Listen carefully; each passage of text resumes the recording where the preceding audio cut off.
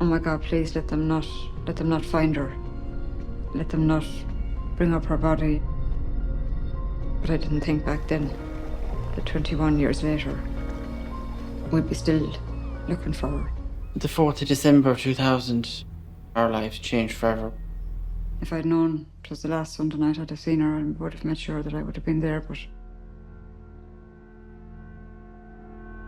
Bhí glá an éagar a mí Sandra Yeri. Furas a seachaid chéiche lelas tí helohan bagasce agus a stí sa seachaid sin bhí gá fís a papar an ró ibrithe do chunne a rósí a feiceal a tam sin chumaith le ibrithe do anna dinghailte hála a sasna. Couldn't understand how nobody else found it. Because even when the searches weren't done, me and Mum and Dad and the family, we were up and down to Clala and we were over and back at the pier. Nuair nach rá a corpa teach leis an tro, thosaí túda mí eile teach an tosaí.